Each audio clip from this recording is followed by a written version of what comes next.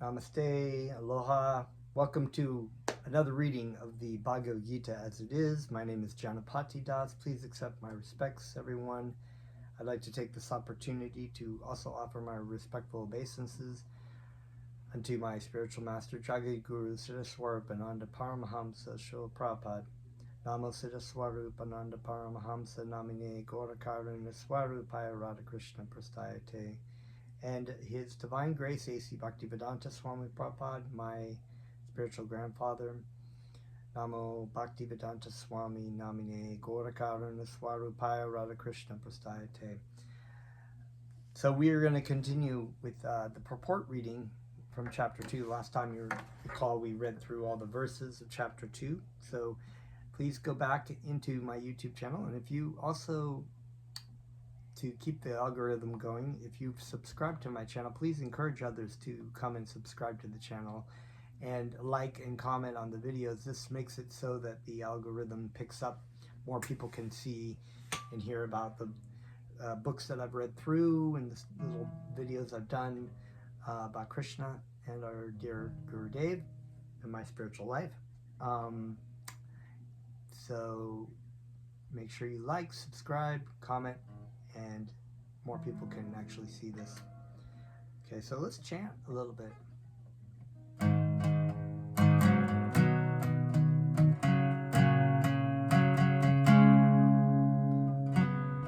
Namo Siddha Swarupananda Paramahamsa Namine Gaurakaruna Swarupaya Radhakrishna Prastayate.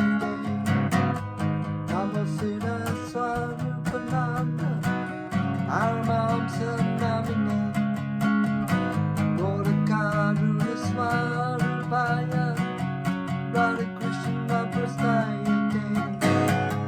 Namo Siddha Swarupananda Paramahamsa Namine Gaurakaruna Swarupaya Radhakrishna Prastayate.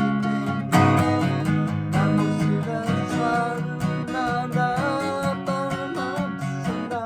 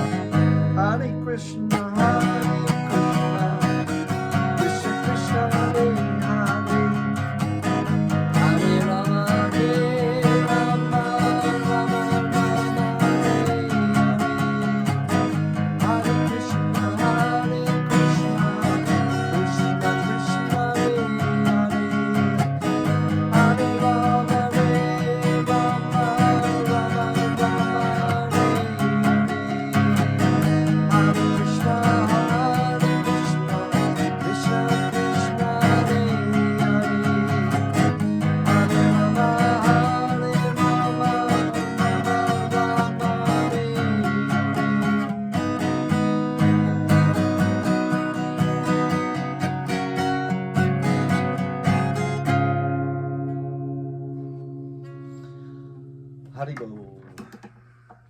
Om Namo Bhagavate Vasudevaya. I was born in the darkness of ignorance, and my spiritual master opened my eyes with the torch of knowledge. I offer my respectful obeisances unto him.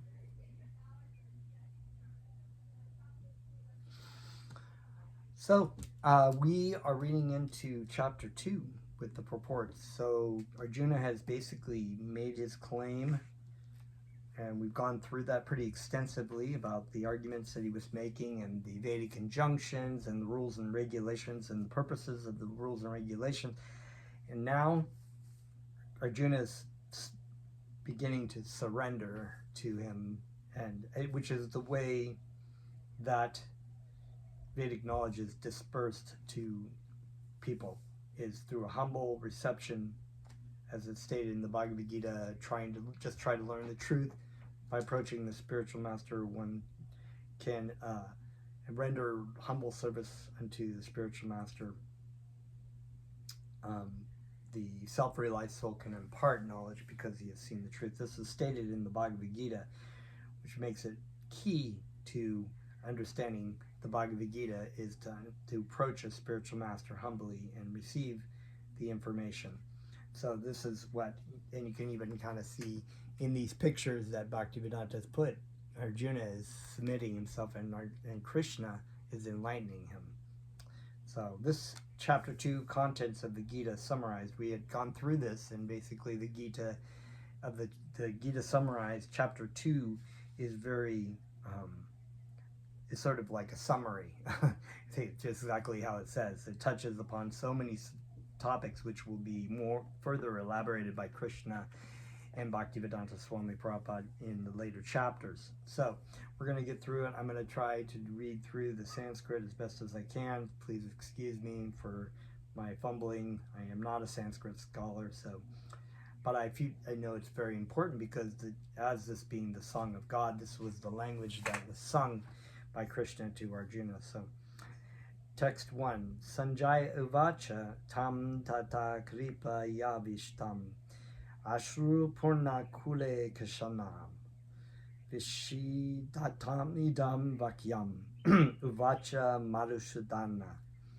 Sanjaya uvacha. Sanjaya said, tam, unto Arjuna, tafta, thus, kripaya, by compassion, avishtyam, overwhelmed, ashru purna, full of tears, akula, depressed, ikshanam, eyes, vishidatam, lamenting, idam, this, vakyam, words, uvacha, said, madhusadana, the killer of Madhu.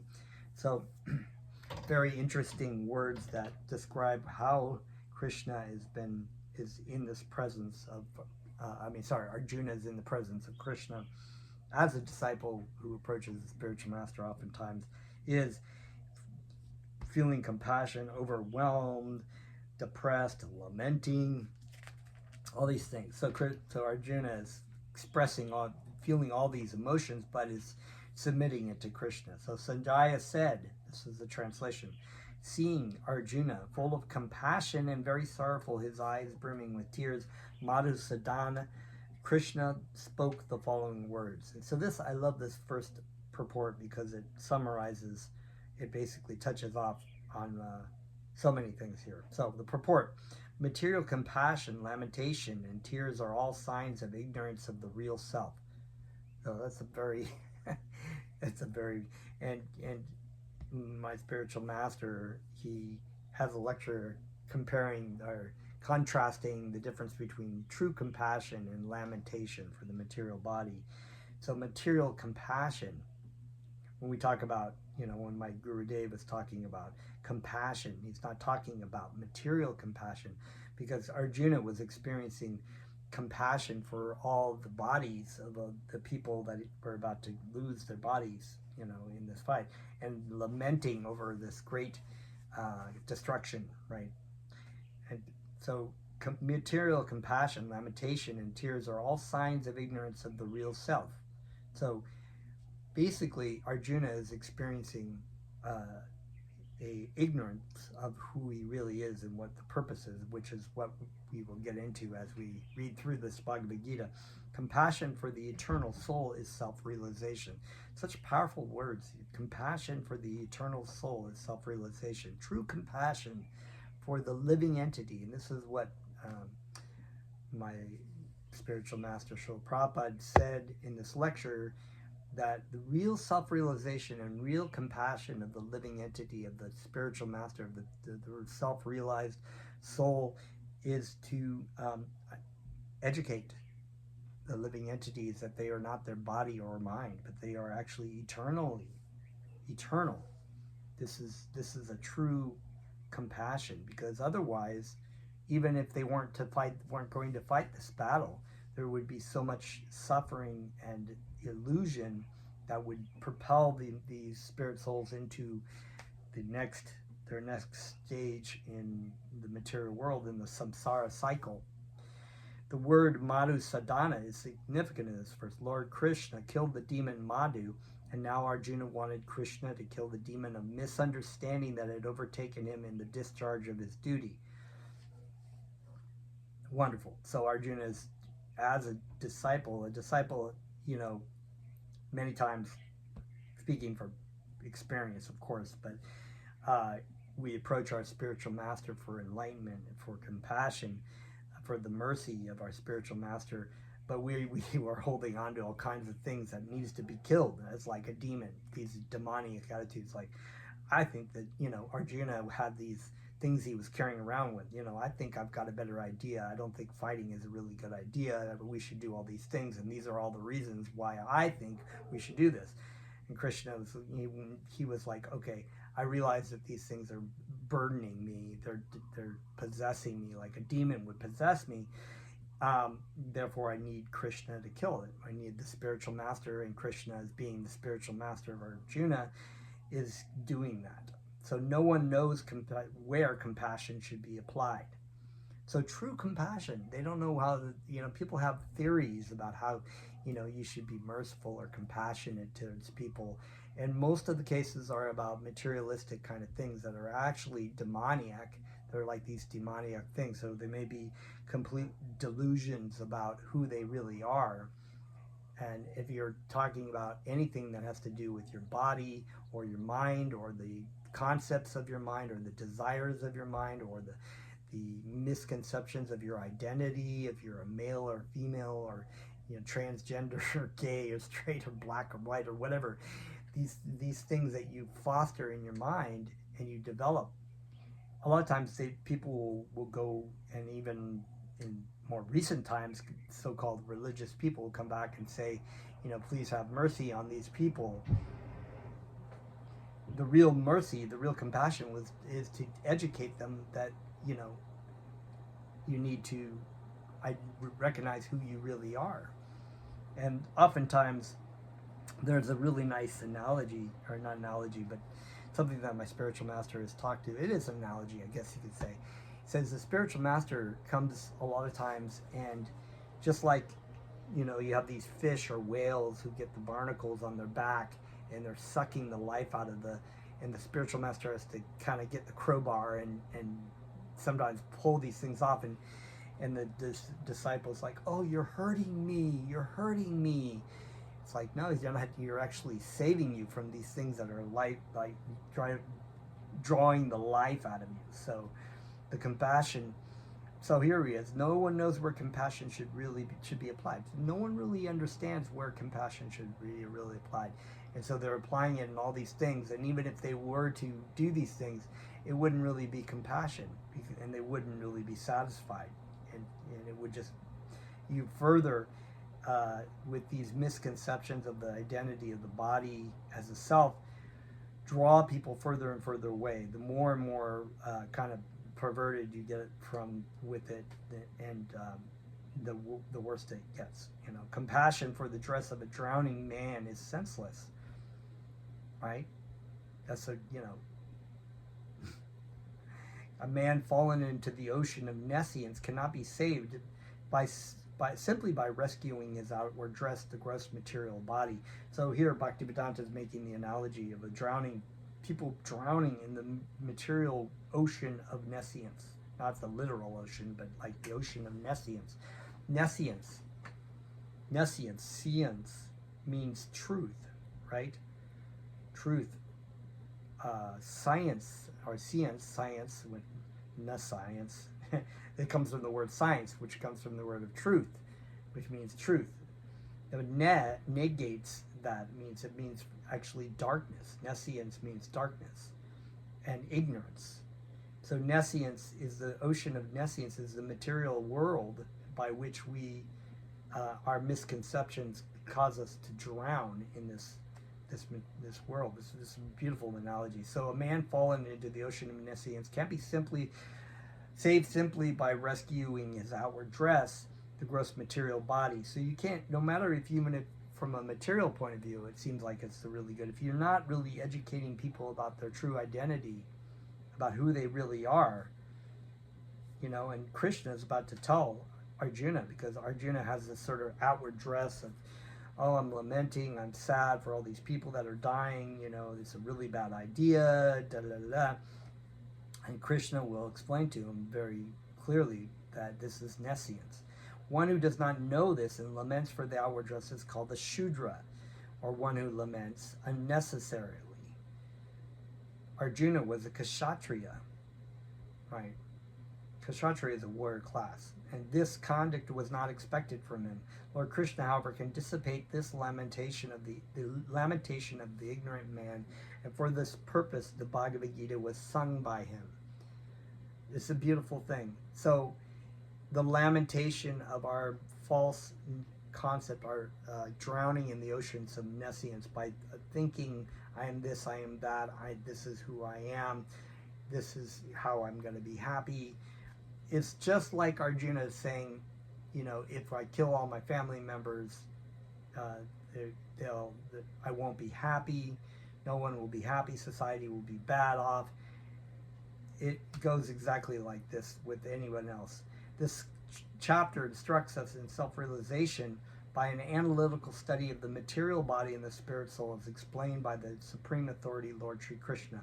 This realization is made possible by working with the fruitive being situated in the fixed concept of the real self. So this realization is the living entity who is just like the bird on the tree, is trying to eat the fruits of the material world. Krishna is the other bird that is trying to educate him that it's not in the tree, it's in me. So text 2.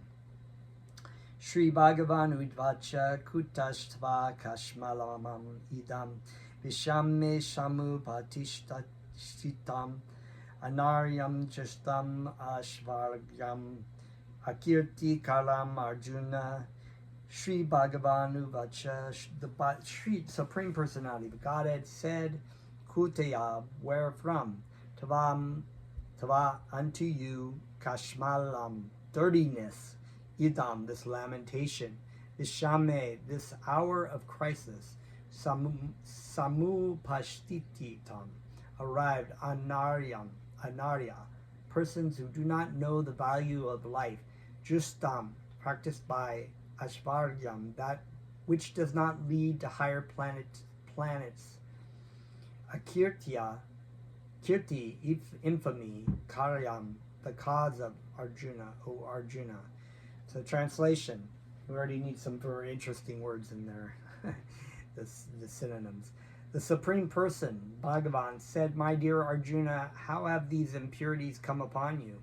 They are not at all befitting a man who knows the progressive values of life. They do not lead to higher planets, but to infamy. So Arjuna is beginning the surrendering process, but he hasn't fully said, I am surrendered to you. Tell me what to do. He's kind of, setting it up and making his argument. And so Krishna, as a his friend and cousin and whatnot, and also a fellow Kshatriya or whatever.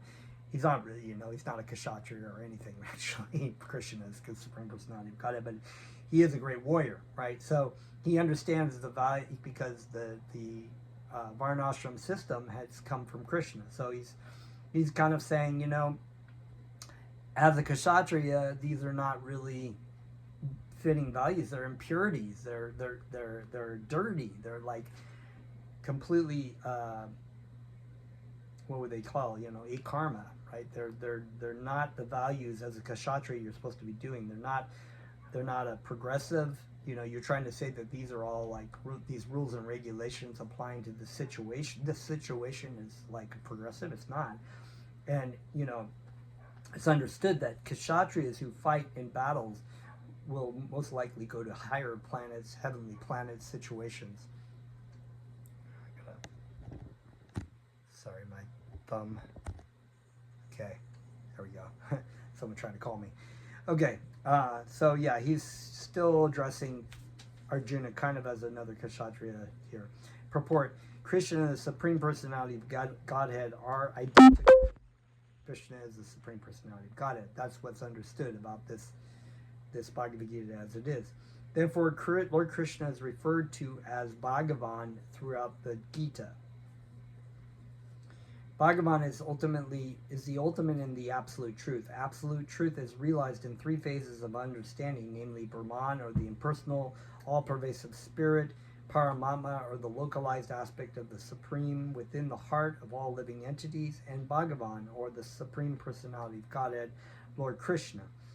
In the Srimad Bhagavatam, this concept of the absolute truth is explained thus: Vadanti tat tatva vidas tatvam yajgananyam advayam brahmeti paramatma meti bhagavan iti shabdyate. The absolute truth is realized in three phases of understanding by the knower of the absolute truth, and all of them are identical.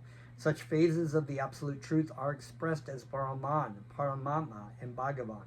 So these are three aspects of God realization, but all three are Krishna. They're all representations, and they're all like the energies of Krishna. They're all expansions of Krishna. So this quote was from the Srimad Bhagavatam, 1st canto, 2nd chapter, 11th verse.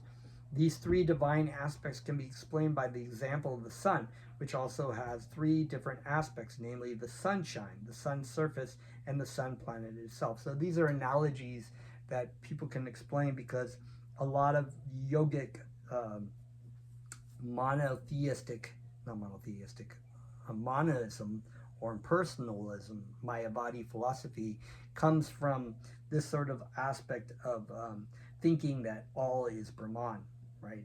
But actually, the true Vedic teachings teaches us that the absolute truth is understood in three phases: Brahman, Paramatma, and Bhagavan. So that's Brahman, the localized energy coming off the body of the Supreme Personality of Godhead. There's the Lord in the heart, or the expansion of Krishna into the different atoms and soul hearts of living entities, kind of like the Holy Spirit, so to speak. And then, of course, Bhagavan, the Supreme Personality of Godhead, the form, the Satchidananda Vigraha, is this complete absolute truth. So this is a way that we educate people who think that God is some great void or white light only. This is a correct understanding, but it is limited, so it does not complete understanding. And actually, the conclusions of the Mayavadi philosophers are incorrect. One who studies the sunshine only is a preliminary student, right? One who understands the sun's surface is further advanced, and one who can enter into the sun planet is the highest.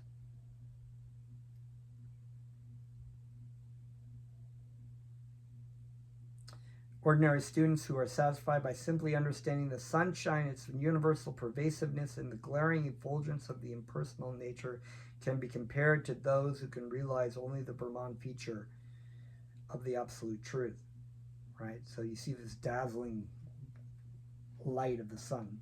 You look at the sun, initially is like, it's just got its light everywhere, pervading everywhere. The student who is advanced still further can know the sun disk, which is compared to knowledge of this Paramatma feature of the absolute truth. So knowing the Paramatma realization is understanding that the Brahman, the energy, is coming from this disk, the disk, and you can look up at the sun briefly and you can see that the sun has a disk and there's a location from which that energy is coming from. And the sun who can enter into the heart of the sun planet is compared to those who realize the personal features of the Supreme Absolute Truth. So that's the ultimate source of all that is coming from the core of the sun, or in this case, the Supreme Personality of Godhead. Those analogy. Therefore, the Bhaktas, or the Transcendentalists, who have realized the Bhagavan feature of the Absolute Truth, are the topmost Transcendentalists. Although all students who are engaged in the study of the Absolute Truth are engaged in the same subject matter, the sunshine, the sun disk, and the inner affairs of the sun planet cannot be separated from one another. Yet the students of the three different phases are not in the same category. So it's understood that many yoga philosophies, while being partially true, are missing things. Like just like you have arithmetic and you have calculus, and calculus contains the arithmetic within it, but the arithmetic, like 1 + 1 or 3 + 7, does not contain calculus. So that's a very important point. So a lot of religions around the world are, partially true in that they have truths, and then just like that, just like it would be a simple arithmetic or a very basic algebraic equations, but when you get to calculus, that's the highest form of mathematics, so therefore it encompasses all things, all religions. And that's why when you understand the philosophy coming from Bhakti Yoga, you understand where the religious paths and why there are seemingly contradictions and whatnot. So the Sanskrit word Bhagavan is explained by the great authority Parashara Muni, the father of Vyasudeva. Right. So Parashara Muni was the sage who actually mated with the father of Vyasudeva. Mated with the mother of Vyasudeva, who was the mother Ganges, I believe.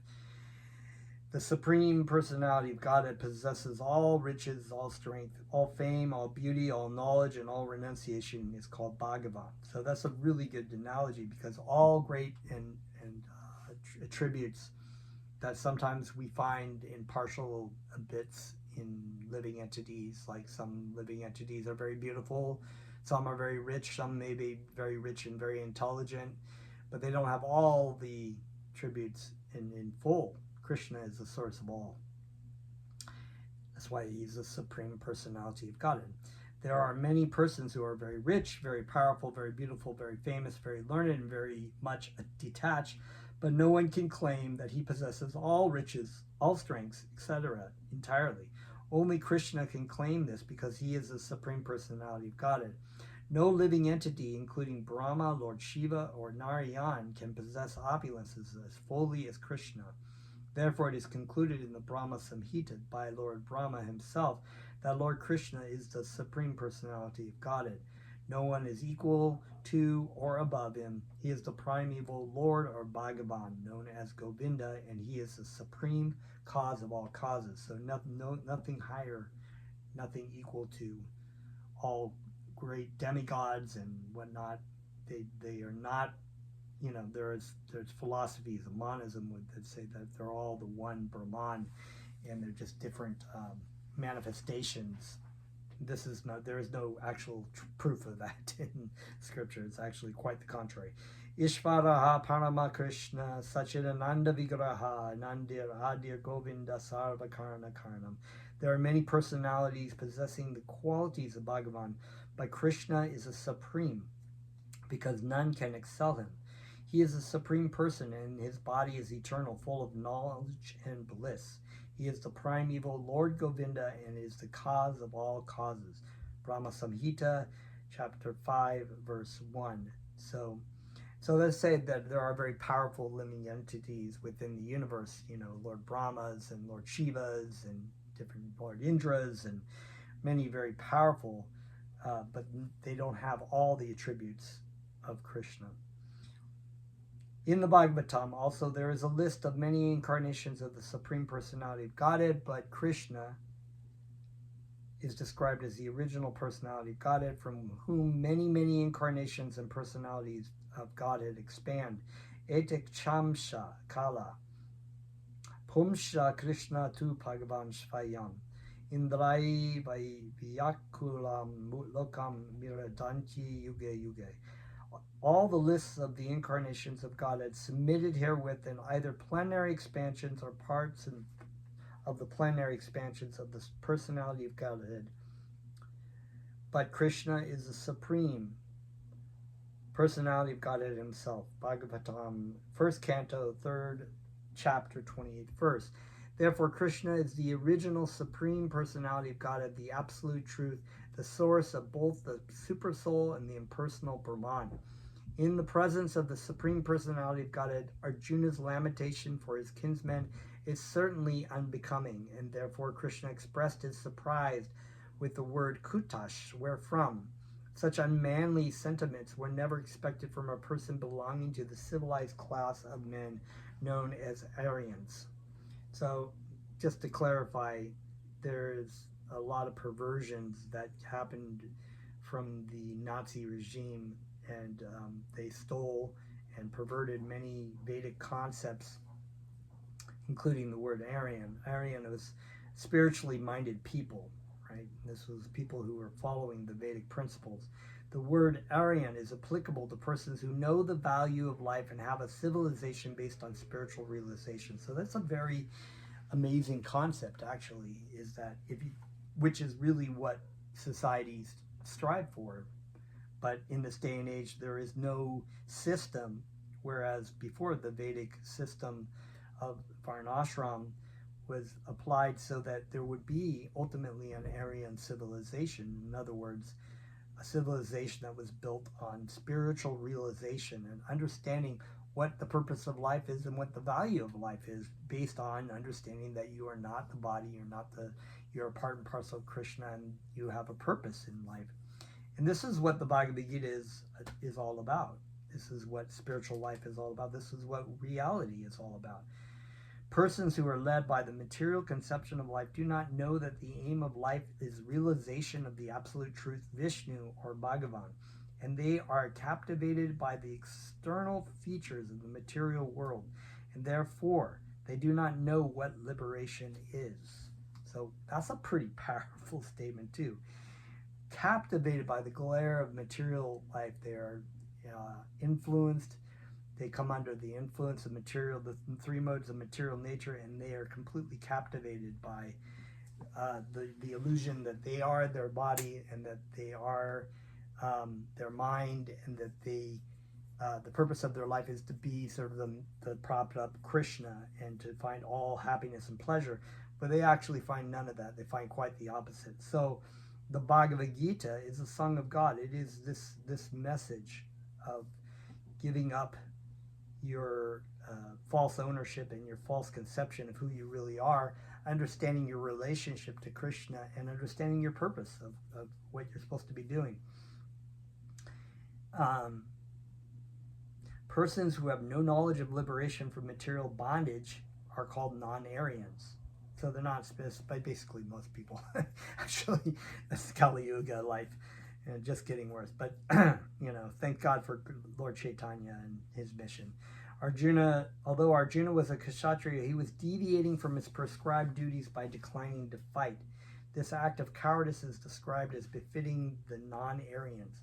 Such deviation from duty does not help one to progress in the spiritual life, nor does it even give one the opportunity to become famous in this world. Lord Krishna did not approve of the so-called compassion of Arjuna for his kinsmen. Yeah, because he's going to explain to Arjuna what the real meaning of renunciation is, and what not giving up your duty, or not giving up the things that you do in your life, but actually dovetailing them in a karma yoga towards Krishna. That you're doing these things for Krishna in the purpose to come closer to Krishna. See, I have time. Okay. Text 3. Klaibayam mas gamaya Partha Naitat Tavai Upapadyate Kashudam Hirdaya Daurabalyam Tyak Tavo Tishtita Param Tapa Klaibayam impotence. Ma, do not. Sma, take it. Gama, go in. Partha, O part, son of Partha, Prita. Na, never. Etat, like this. Tavai, unto you. Upad padyate, is befitting. Kushudram, very little. Hridaya, heart. Daurabalyam, weakness. Tavakya, tavakva, giving up. Utishtya, get up. Parantapai, O chastiser of the enemy. Translation, O son of Prita. So he's referring to these titles, these titles that they Kshatriyas give each other. The son of Prita, son of Partha. Partha was a great king and emperor of the fathers of the Pandavas. Do not yield to this degrading impotence. He's basically calling him a eunuch, one who's been basically castrated, right? So he's acting like a girl. It does not become you. Give up such petty weakness of heart and arise, O chastiser of the enemy. So he's getting into him a little bit more. Purport, Arjuna was dressed as the son of Prita, who happened to be the sister of Krishna's father, Vasudeva. Therefore, Arjuna had a blood relationship with Krishna. If the son of a Kshatriya declines to fight, he is a Kshatriya in name only. And if the son of a Brahmana acts impiously, he is a Brahmana in name only. So it's not like the modern day caste system, where basically you're born into a caste, and if you're not if you could be acting any way, and you still, because you're born that way, that's the way you are. But actually, that's not true. As we've seen, many people have came to Lord Chaitanya who were lower than Shudras, most fallen. Krishna did not want Arjuna to become an unworthy son of a Kshatriya. Arjuna was the most intimate friend of Krishna, and Krishna was directly guiding him on the chariot. But in spite of all these credits, if Arjuna abandoned the battle, he would be committing an infamous act. Therefore, Krishna said that such an attitude in Arjuna did not fit his personality. It didn't. It didn't at all, because Arjuna was an amazing fighter and very brave. Was not a coward at all. Fought against demigods and demons and rakshasas and everybody. Fought incredibly. Arjuna might argue that he would give up the battle on the grounds of his magnanimous attitude for that most respectable Bhishma and his relatives, but Krishna considered that sort of magnanimity not approved by authority. So this kind of like kindness and compassion is material compassion. It wasn't, Krishna was saying that's not, you're mourning for the dead people. It's not worthy of a person who's advanced spiritually. Therefore, it's kind of like what Jesus said, don't let the dead bury the dead, right? Therefore, such magnanimity or so-called non-violence should be given up by persons like Arjuna under the direct guidance of Krishna. So that's a pretty big topic when we talk about non-violence, or what is ahimsa, and we'll get into that more later, what real ahimsa means. We'll read one more text here. Arjuna uvacha katam bhishmam aham shankye dronam cha madhusadana ishubhihi pratiyot shami pujarhav arishundana. Arjuna uvacha, Arjuna said, katam, how, bhishmam, unto Bhishma, aham, I, shanke, in the fight, dronam, unto Drona, cha, also, madhusadana, O killer of Madhu, ishubhihi, with arrows, platiyot shami, shall counteract, puja arhal, those who are worshipful, are shudana, O killer of the enemies. Arjuna said, O killer of Madhu, Krishna, how can I counteract with my arrows in battle men like Bhishma and Drona who are worthy of my worship? Purport. Respectable superiors like Bhishma, the grandfather, and Dronacharya, the teachers, are always worshipable. Even if they attack, they should not be counterattacked. It is general etiquette that superiors are not to be offered even a verbal